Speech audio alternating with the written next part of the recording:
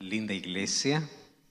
Y para nuestros amigos que están acompañándonos allí en redes sociales, estamos desde la iglesia de los peregrinos en Miami, para tantos lugares, tantos países donde están sintonizando esta semana especial con un título desafiante: Decisiones inquebrantables. He escuchado muchos elogios, pero el de hoy sí sobrepasó a todos. Me veo joven, pero en persona adolescente, me dijo allá, solo que aquí cambió un poquito el discurso. No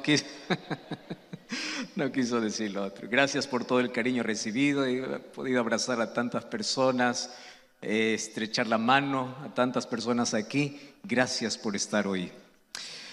Vamos a comenzar hoy hablando sobre uno de los asuntos más relevantes de nuestra iglesia. Y como ya oramos, vamos a abrir la Biblia. Y antes permítanme hacer una brevísima introducción sobre la importancia, no mía, ni siquiera como iglesia, sino de Jesús que le dio a este tema. Yo estuve revisando un poco en los evangelios cuál sería la mayor preocupación de Jesús antes de ir a la cruz. Y en Juan capítulo 17 yo encuentro la súplica que hace al Padre. Y le dice: Padre, yo quiero que ellos sean uno, así como tú y yo somos uno. Porque Jesús sabía que el pueblo que le seguiría estaría tan firme en la palabra que la palabra los haría inamovibles.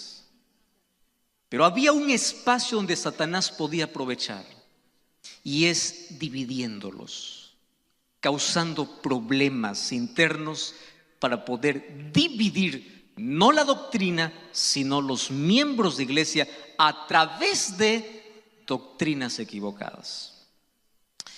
Y aquí yo encontré un asunto interesante. Juan capítulo 14, que se conoce como el sermón de despedida de Jesús antes de la cruz, es el último sermón que Jesús da no para multitudes, sino lo da solamente para sus discípulos. Y en ese sermón existen dos promesas. La primera promesa es la que hace arder nuestro corazón. Y comienza Jesús su sermón diciendo: no se turbe vuestro corazón. Creed en Dios, creed también en mí. En la casa de mi Padre hay muchas moradas. Voy a preparar lugar, vendré otra vez. Esa es la promesa de su regreso, que quería colocarle en el corazón de los discípulos y de todos los seguidores, la que haría que nuestro esfuerzo, nuestra motivación, nuestro despertar cada día tenga sentido, porque al despertar todo cristiano debe decir: ¿cómo quisiera que Jesús regrese hoy? Y la promesa de la segunda venida. Pero existe una segunda promesa descuidada. Y digo descuidada porque poca importancia se le da. Ustedes saben que en Juan capítulo 14 existe la promesa de otra venida. Primero, la venida de Jesús. Y segundo, la venida del Consolador. ¿Quién era ese Consolador? El Espíritu Santo. ¿Cuál es la garantía que Jesús me da de que Él va a volver por segunda vez? Porque ha pasado tanto tiempo y puede ser que en el transcurso del tiempo las cosas vayan enfriando. El fuego, el fervor, la entrega del comienzo vaya perdiéndose, vaya diluyéndose en el tiempo. Pero ¿qué cosa me garantiza que Jesús viene por segunda vez? Es que Él ya cumplió la promesa de la venida del Consolador. Entonces, Jesús dijo: yo vendré otra vez, pero antes de que yo venga a este mundo por segunda vez, os enviaré ¿a quién? Al Espíritu Santo. Y hay dos cosas que me garantizan la venida de Jesús. La primera es su primera venida al nacer y morir. Y la segunda es que del último sermón ya una promesa está cumplida: el Espíritu Santo. Eso me garantiza que Él vuelve. Pero aquí viene un asunto interesante. Cuando se habla del Espíritu Santo, ha surgido tantas hipótesis e ideas extremadamente fantasiosas creadas por la mente humana. Yo comencé mi ministerio siendo profesor, y una de las cosas más desafiadoras para poder enseñar especialmente a mentes de adolescentes es colocarles en ellos la idea o el concepto correcto de algunos principios. Y uno de ellos, por ejemplo, era cómo muestra el Espíritu Santo. Y cuando a ustedes les digo cuál es la primera imagen que ustedes tienen del Espíritu Santo, cada uno va a tener la suya, porque cada uno tiene un concepto diferente. Cuando yo les digo imagínense cómo es Jesús, para algunos Jesús tiene cabello largo, otros cabello corto, para unos ojos azules, otros ojos negros, cara redonda, cara larga. Cada uno tiene una imagen de acuerdo a lo que vio o le enseñaron. ¿Y cuál es la imagen que tenemos del Espíritu Santo? La imagen del Espíritu Santo siempre recordamos por símbolos, como una paloma, como fuego, como aire, y por allí surgen ideas extrañas. Es energía, es electricidad, tiene una manifestación diferente. El Espíritu Santo no es una persona, el Espíritu Santo es el mismo Padre, es el mismo Jesús. Tantas cosas allí. Y eso ha hecho que los cristianos de este siglo no le den tanta importancia al Espíritu Santo.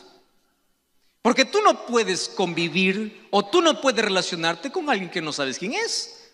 Y si no se conoce el Espíritu Santo, pues ¿para qué me relaciono con él? ¿Para qué voy a pedir algo que no sé quién es, no sé cómo es, no sé qué existe?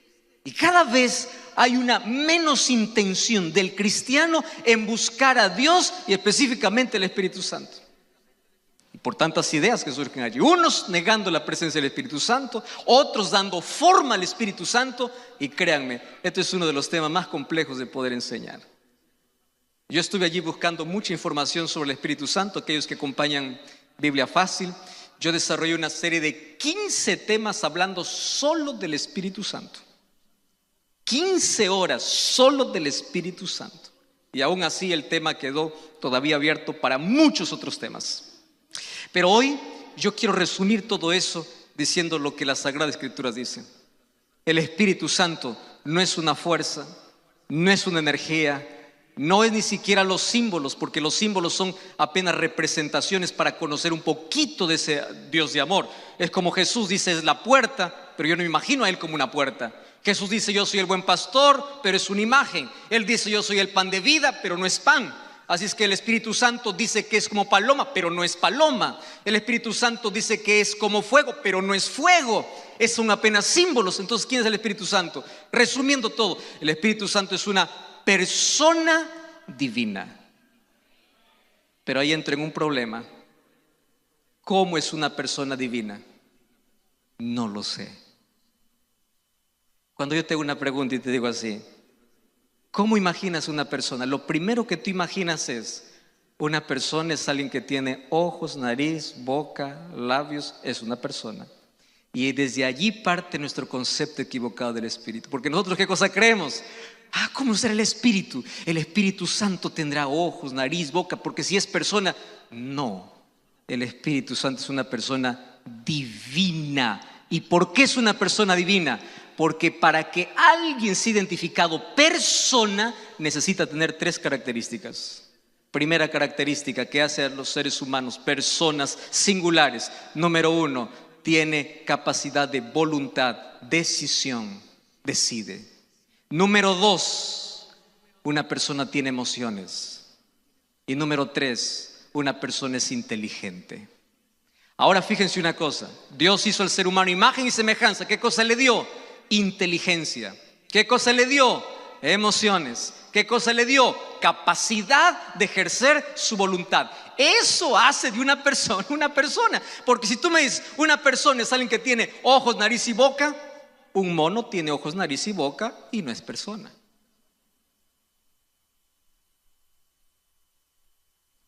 ¿Quién es el Espíritu Santo? Una persona divina. Y el único de los 3, hablando del Padre, Hijo y el Espíritu Santo, que es parecido por ser semejante al ser humano en todo, menos en pecar, es Jesucristo. Pero del Padre y del Espíritu Santo, la Biblia solo dice es una persona divina. cuando hablamos del Espíritu Santo, tiene todos los atributos de Dios Padre y Dios Hijo y todo, y eso podemos hablar extensamente, pero aquí voy al punto que quiero mostrarles. Antes de ir Jesús dijo: yo vendré, pero antes viene el Espíritu Santo. Y ustedes, cuando van a Hechos capítulo 1, van a encontrar una cosa impresionante. Cuando Jesús sube para el cielo, ¿saben qué es el último tema que Jesús toca? La venida del Espíritu. Y los discípulos allí están preocupados, le dicen: Señor, tú vas a reconstruir y restaurar nuestro reino. Y Jesús dice: eso no les compete a ustedes, dejen los tiempos para el Padre, pero vendrá el Espíritu Santo. Lo último que Jesús dijo a sus discípulos es: esperen el Espíritu, esperen el Espíritu, esperen el Espíritu. Él les dará poder, con Él podrán predicar al mundo, estremecer el mundo, transformar el mundo. No es su capacidad, no es su tecnología, no es el poder, no es su intelecto, es el poder del Espíritu, porque Él los guiará. Ahora, qué interesante, el último tema que Jesús toca antes de ir al cielo es el Espíritu Santo. Recibiréis poder. ¿Y saben qué cosa más me fascina? Es que en Mateo capítulo 24 Jesús presenta 7 parábolas para poder decirnos cómo el cristiano se prepara para la venida de Jesús.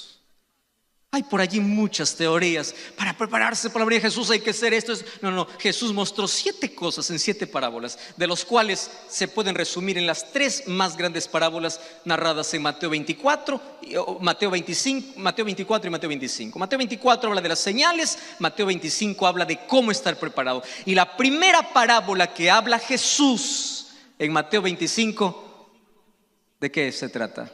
¿Recuerdan ustedes? ¿Cuál es la primera parábola? Las 10 vírgenes.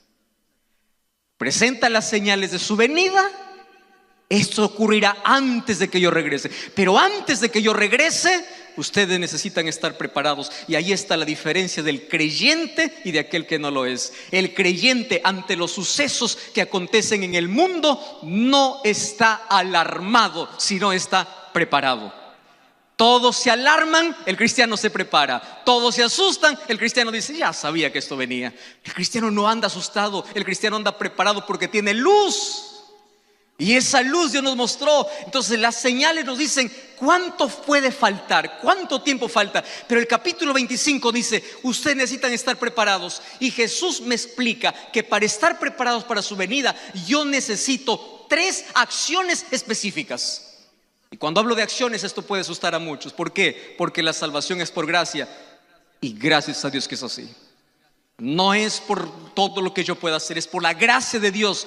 Pero no confundas: la gracia que salva es la gracia que transforma.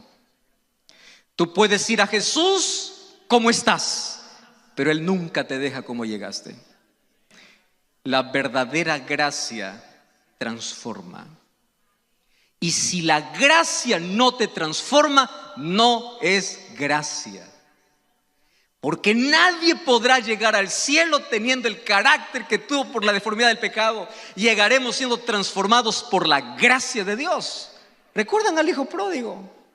El hijo pródigo, cuando fue a la casa del padre, él no dijo: voy a bañarme, voy a cambiarme. No, él fue maloliente, pestilente, oliendo a cerdo, con su miserableza, sucio.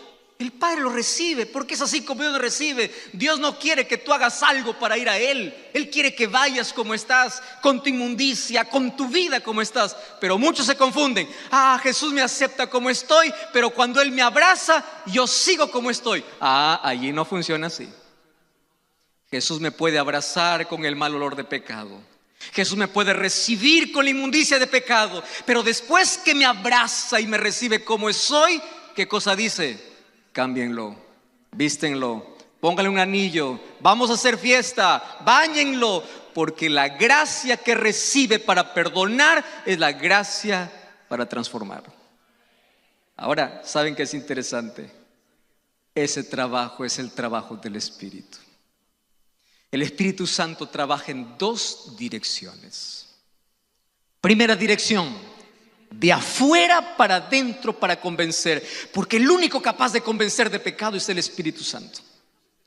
Las personas podemos convencer de muchos asuntos, menos de pecado. Así que cuando una persona dice, yo tengo necesidad de Dios, yo estoy convencido, estoy arrepentido, no es palabrería, no es predicación, no es convicción humana, es el poder del Espíritu trabajando.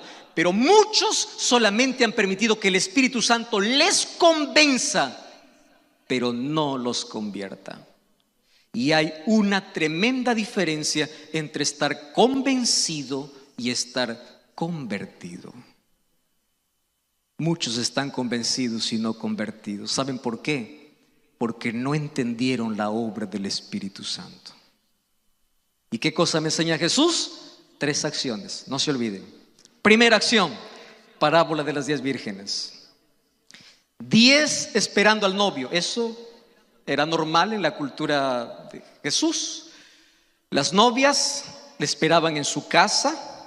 El novio venía y la novia salía acompañada por 10 señoritas más hasta la casa del novio, que era la casa del padre, donde comenzaba la fiesta. La fiesta duraba más o menos una semana y durante toda esa semana pues había fiesta, algarabía. Ahora en la parábola, las 10 que son invitadas responden el llamado, las 10 se bañan, las 10 se visten, las 10 aceptan, pero de las 10 hay una diferencia. 5 los llama prudentes y 5 insensatas. Presten atención, las 10 vírgenes no son buenas ni malas, simplemente son prudentes e insensatas. Dentro del pueblo de Dios no podemos decir quién es bueno y quién es malo, porque eso lo determina Dios. Lo que podemos evidenciar es prudente o insensato. ¿Y cuál es la diferencia entre un prudente o insensato? No es la lámpara. ¿Cuál es la diferencia? El aceite. ¿Qué es la lámpara? Salmo 119, 105, ¿qué cosa dice? Lámpara es de mis pies tu palabra, lumbrera mi camino. Zacarías capítulo 4, haciendo referencia al Espíritu Santo, dice que es como el aceite. Entonces, el pueblo de Dios, los seguidores de Jesús, tendrían 2 características que los haría singulares en el mundo. Primera característica, la palabra. Y segunda característica, el Espíritu. Ahora van a repetir. ¿Cuál es la primera característica del pueblo de Dios? Número 1, más fuerte. Número 1, número 2, número 1, número 2, número 1, número 2. Y ahora estamos en una crisis. ¿Por qué razón? Porque muchos que creen ser parte del pueblo de Dios ya no estudian la palabra ni creen más en la palabra. ¿Ustedes saben cuánta gente hay que coloca sus sentimientos por encima de la palabra? Hoy la gente ya no dice si es Dios la Biblia que está de acuerdo. Dice, yo siento. Los sentimientos están por encima de los principios. ¿Cuántas veces yo tengo que predicar un mensaje diciendo, la Biblia dice eso? Y la gente responde, pero yo siento otra cosa. O sea, la gente le hace caso más a lo que siente. Yo me siento bien. ¿Cuántas veces predico? Lo que estás haciendo no es correcto, dice la palabra, pero yo me siento bien. ¿Y quién te dijo que los sentimientos están por encima de la palabra? ¿Quién te dijo que lo que crees, lo que opinas está por encima de la palabra? Y es preocupante porque ahora el pueblo, inclusive de parte de los que esperan a Jesús, ya no quieren más fundamentarse en la palabra, sino van tras tendencias, tras youtubers, tras influencers, lo que el pastor dice, lo que tal fulano dice, y no lo que la palabra dice.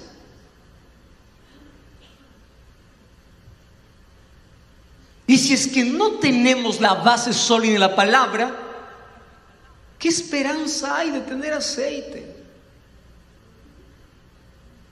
Si no tenemos la palabra y la mano en el corazón, si no dedicamos tiempo para la palabra, ¿qué esperanza hay para buscar al Espíritu?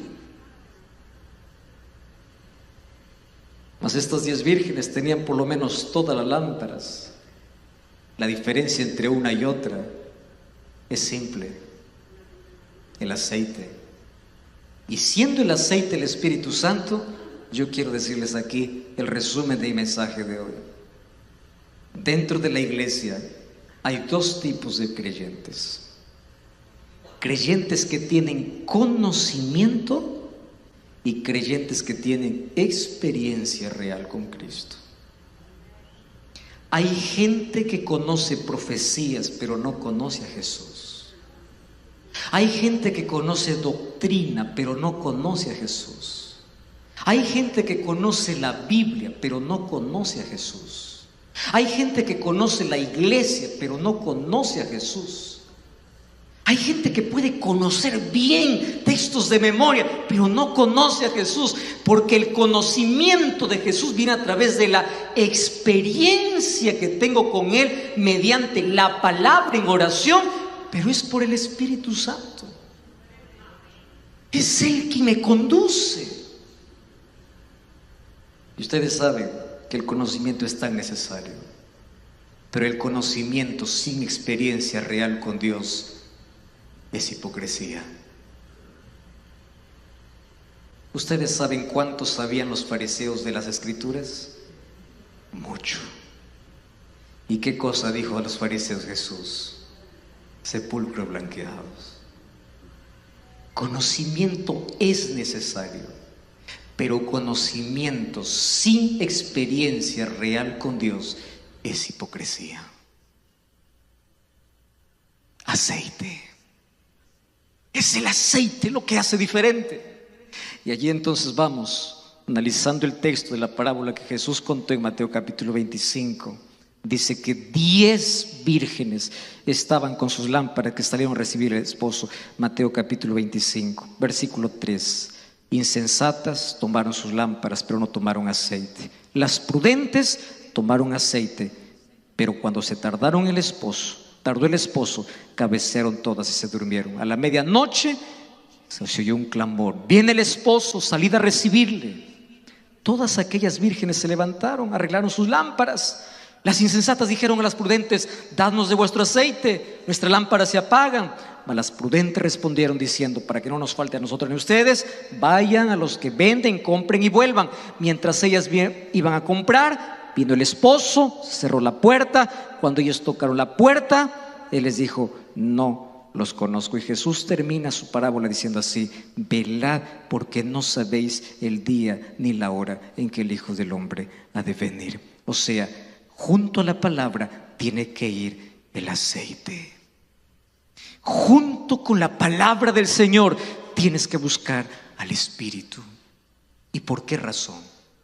Déjenme decirles de manera breve 5 o 4 razones por las cuales necesitamos del Espíritu en la vida.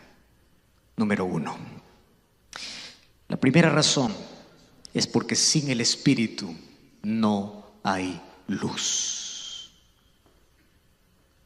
Ustedes se acuerdan del mensaje que Jesús dio en el Sermón del Monte, Mateo capítulo 5, versículo 14. Jesús dijo: vosotros sois la luz del mundo.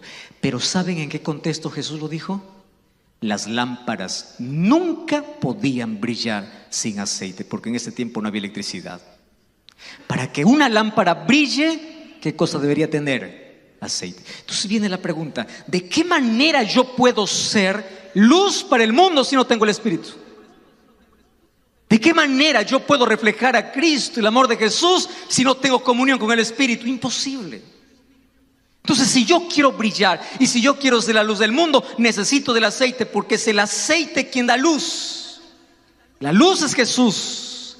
Él dijo: yo soy la luz del mundo, pero también dijo: vosotros sois la luz del mundo. Pero para que nosotros podamos brillar, necesitamos del aceite, el aceite del Espíritu, para reflejar el amor de Jesús. Número 2, necesitamos del aceite que aquí representa el Espíritu. ¿Saben por qué? Porque el aceite era el símbolo de consagración.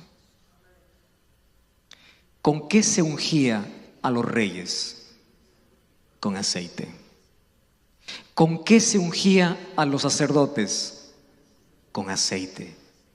¿Y ustedes saben por qué los ungían con aceite? Porque el aceite era el símbolo de consagración.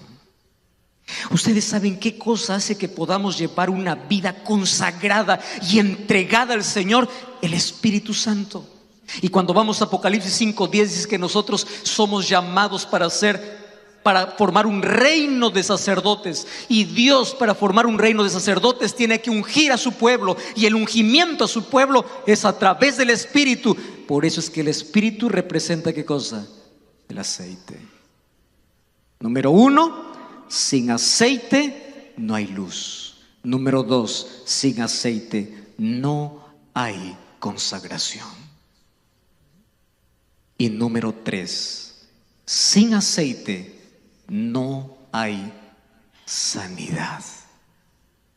Y yo quiero dedicar apenas unos minutos aquí. Abran sus Biblias, el libro de Levítico capítulo 14, versículo 17 y versículo 18. Levítico capítulo 14, versículo 17 y versículo 18. Lean conmigo. Miren para qué más se usaba el aceite y por qué estas 10 vírgenes quedaron fuera sin la fiesta, a pesar de que estaban esperando al novio.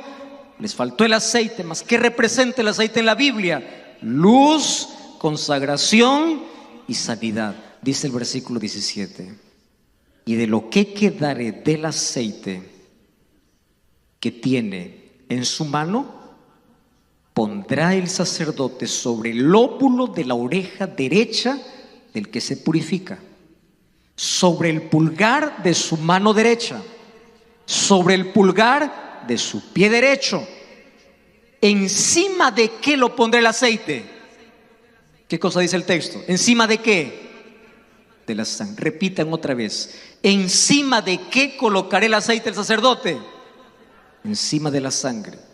Y de lo que quedare del aceite que tiene en su mano, lo pondrá ¿sobre qué? Sobre la cabeza del que se purifica, y hará el sacerdote expiación por él delante de Jehová. Déjenme explicarles brevemente. Ustedes saben para quién fue dada esta orden. Para las personas que estaban volviendo a la vida normal después de haber sido excluidas por la lepra que tenían. La lepra era la enfermedad más incurable, los apartaba de la familia, de la vida, y estaban condenados a morir. La lepra también es el símbolo del pecado, representa el pecado que destruye, que acaba, que nos mata lentamente. Pero un día, cuando esa persona era declarada limpia, no se integraba así nada más al pueblo. Tenía que pasar por un proceso de purificación. Y ahora presten atención aquí. Ese proceso de purificación demandaba de 2 cosas. Número 1, sangre. Y número 2, aceite. No se olviden eso. ¿Mediante qué 2 cosas se purificaba a un leproso cuando ya estaba sano? Número 1, sangre. Número 2, entonces, ¿qué cosa se hacía con la sangre? Con la sangre se esparciaba todo el cuerpo. Y se colocaba específicamente sangre en algunas partes específicas del cuerpo. ¿Dónde? Cabeza, lóbulo derecho de la oreja, mano derecha, pulgar de la mano derecha. ¿Y dónde más? Pie derecho. La primera parte era sangre. Pero después que se colocaba la sangre, ¿qué cosa se colocaba? ¿Y por qué? El aceite era símbolo ¿de qué? Del Espíritu. ¿Saben qué cosa significa? Primero es la purificación, luego la santificación. Primero es la sangre de Jesús y después su poder. Su poder nos libra del pecado, nos da poder sobre el pecado. Pero para eso Él tiene que ungirnos. ¿Y por qué tiene que colocar el aceite sobre la cabeza? La cabeza es el símbolo de decisiones. Si tus decisiones son guiadas por emociones y no por el Espíritu, estás condenado al fracaso.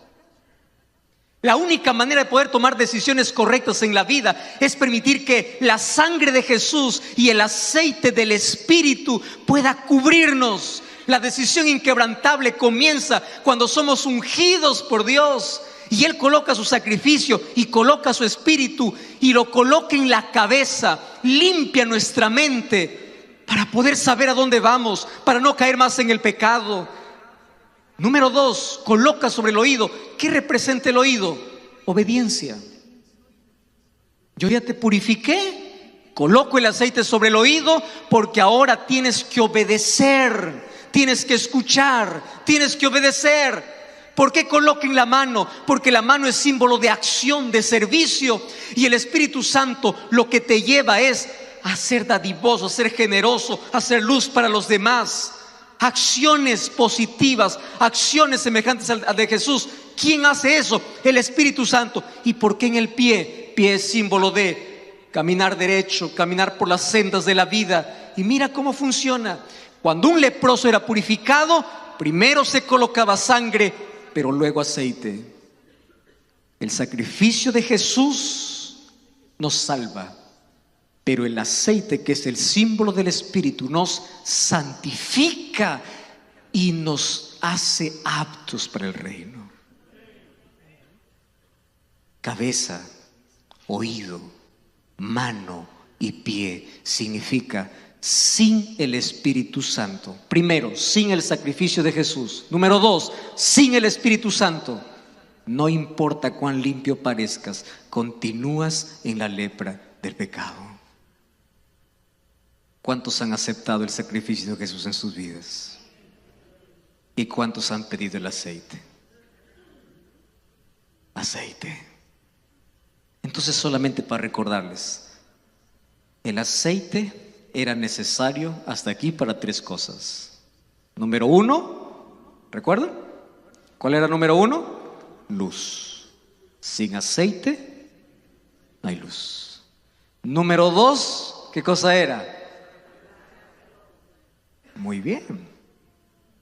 Y número 3, sanidad. Por eso necesitamos el Espíritu. Pero hay una cuarta. Y vamos una vez más al texto bíblico. La razón por qué necesitamos ser prudentes y por qué necesitamos del aceite del Espíritu en nuestra vida. Vamos al libro de Salmos, capítulo 45, versículo 7. Salmos 45, 7. Dice así: has amado la justicia y has aborrecido la maldad. Por tanto, te ungió Dios, el Dios tuyo. ¿Con qué te ungió? Con aceite. ¿De qué? De alegría, más que a tus compañeros. El ungimiento hecho con aceite, ¿qué cosa es lo que traía el cristiano? O aquí, en este texto, ¿qué cosa es lo que traía? Alegría. Entonces, no existe una vida cristiana llena de satisfacción en Cristo sin el Espíritu. La vida cristiana para muchos es la carga más pesada, porque solamente piensa en una lista de prohibiciones, cuando la vida cristiana tiene que ser un camino de satisfacciones. ¿Cómo es que yo puedo decir a las personas, alégrate en el Señor, si toda la vida me ven amargado? ¿Cómo yo puedo mostrar a un Dios que me dé esperanza si me hundo en la desesperación ante el primer problema? Entonces, ¿qué cosas del Espíritu? Trae armonía, equilibrio, alegría. Por eso es que el fruto del Espíritu, según Gálatas capítulo 5, es amor. Y lo primero que viene después del amor, ¿qué cosa es? Es alegría. Entonces necesitamos del aceite por lo menos para 4 cosas importantes en nuestra vida. Y aquí voy a tomar un examen porque yo creo que han estado atentos en este mensaje. 4 cosas importantes. Vamos a hacer un resumen. La última preocupación de Jesús antes de ir al cielo es: reciban el Espíritu. El último mensaje de Jesús es: esperen el Espíritu. Él les dará poder, Él los guiará, Él los limpiará, Él convencerá de pecado. Él os hará recordar todas las cosas. El Espíritu Santo tendrá el control del remanente, del pueblo de Dios. Él los santificará. Pero ese Espíritu es necesario, porque sin el Espíritu habrá 4 cosas imposibles para todo cristiano. Número 1, sin aceite no se puede brillar. Sin aceite no hay luz. Y aquel que no anda en luz, ¿dónde está? En la oscuridad. Entonces, no importa cuántos años tengas en la iglesia, si no tienes el aceite y no brillas, sigues en oscuridad. Número 2, sin aceite no hay consagración. El ungimiento con aceite representa que yo soy separado, y cuando soy separado disfruto de las cosas que Dios tiene para mi vida. Porque yo fui separado. Inclusive mi vida va cambiando. Antes me gustaban las cosas del mundo.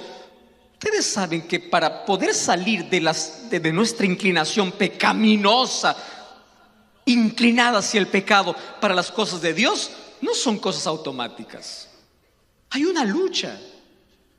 Y cada uno tiene su propia lucha. Y gloria a Dios, porque hay personas que al instante pueden cambiar y decir: pastor, ayer era tal fulano, hoy soy otra persona y nunca más tengo ganas de volver. Amén por tu experiencia. Pero hay otras personas que tienen toda una vida luchando.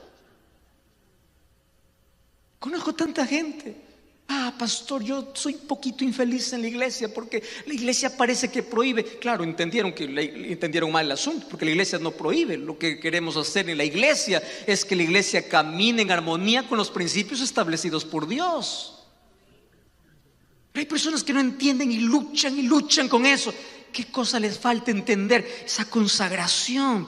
Para eso necesitan el Espíritu Santo. Yo quiero que entiendas una cosa: la gente nunca cambia cuando tú los apuntas. La gente cambia cuando tú oras por ellos.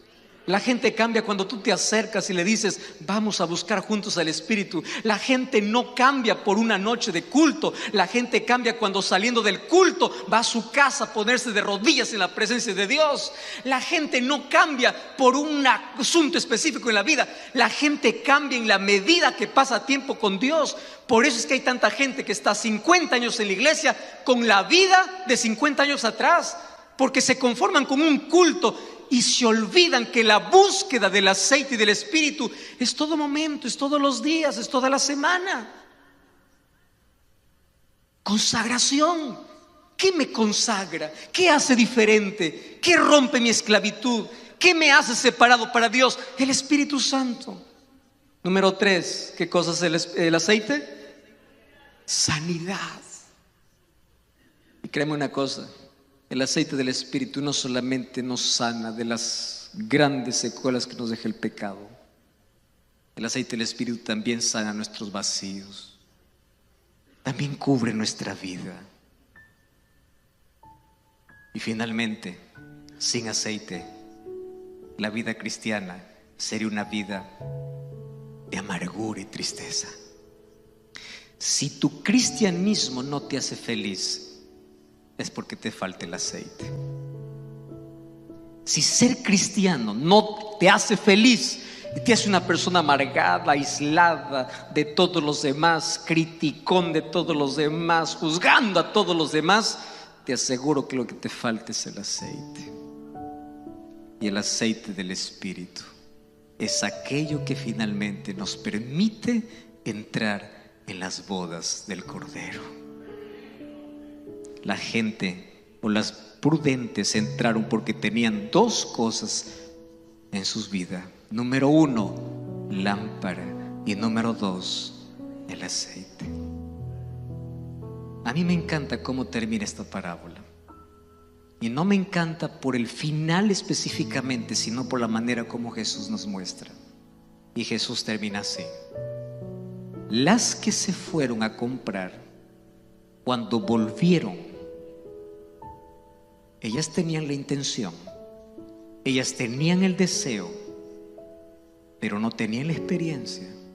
Cuando querían entrar a la fiesta, el esposo sale y le dice: ¿quiénes son ustedes? Ahora les hago la pregunta: ¿acaso ellas no habían estado esperando al esposo? ¿Por qué el esposo no les conoce? Y aquí viene la lección importantísima.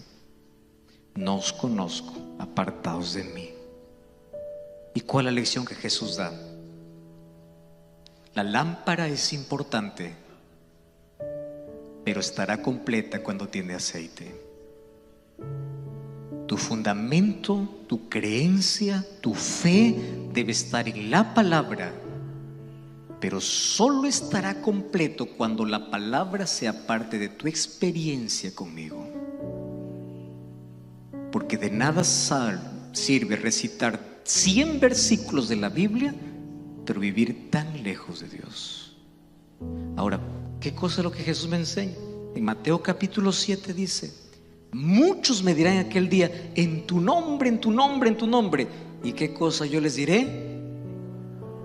Nuevamente, no los conozco. Ahora vamos a juntar las dos expresiones. ¿A quién les dijo no los conozco? Aquellos que no tenían el aceite. En Mateo capítulo 7, 21, Jesús dice: ¿a quién le dice no los conozco?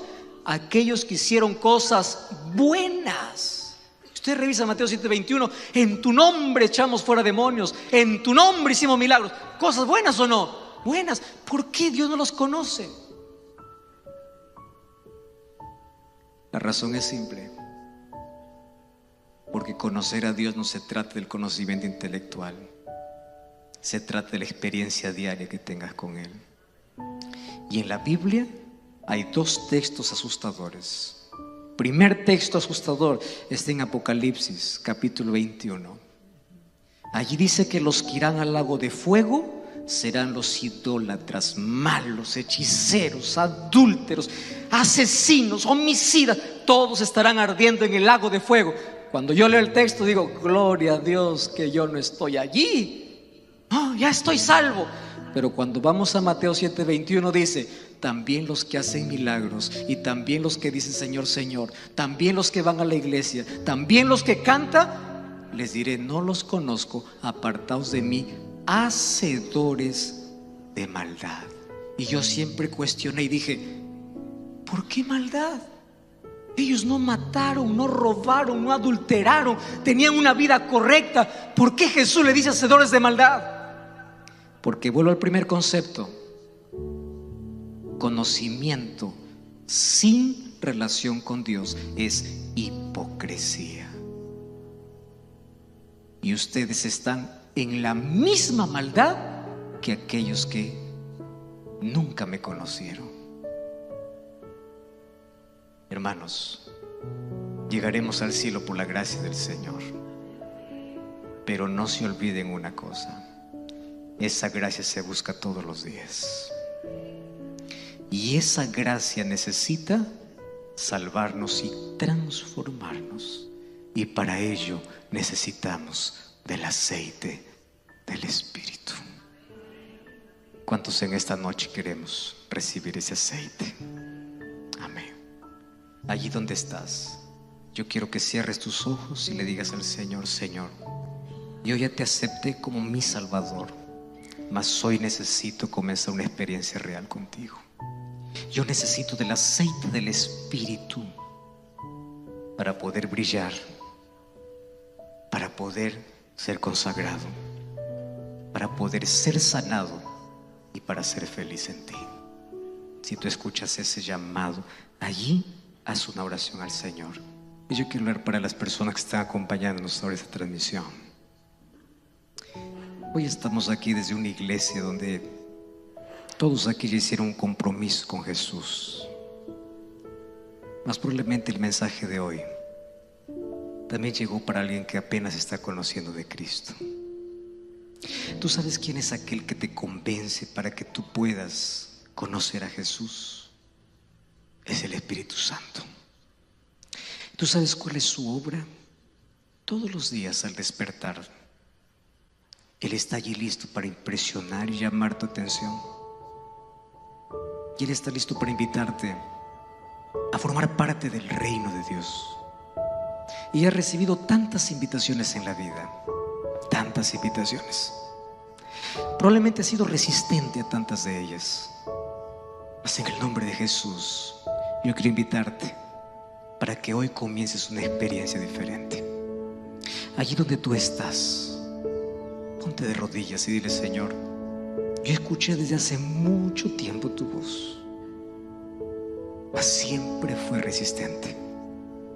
Tu Santo Espíritu habló para mi corazón tantas veces, mas yo no lo escuché.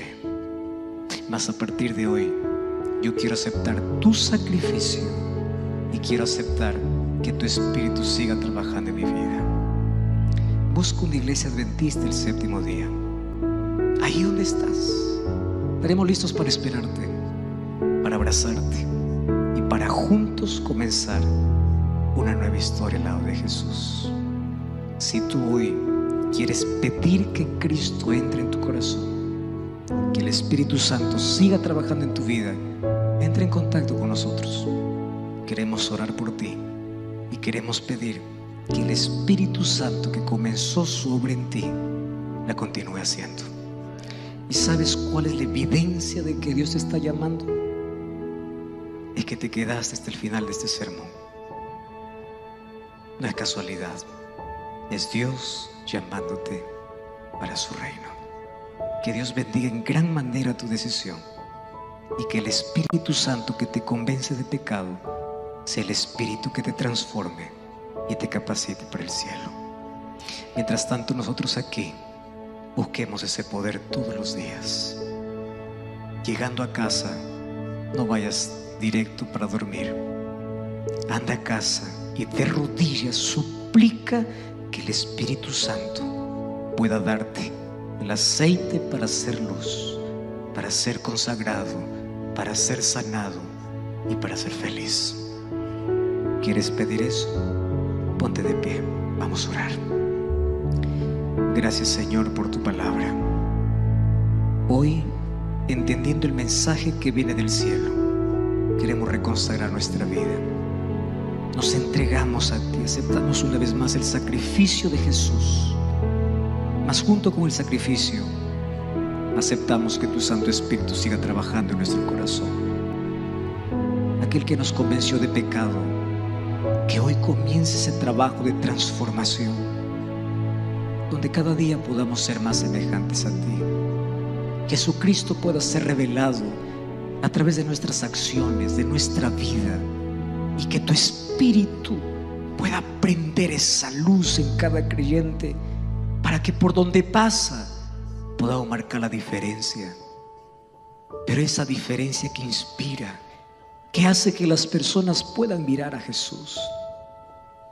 Ayúdanos a ser cristianos felices, consagrados, curados, reflejando tu gloria.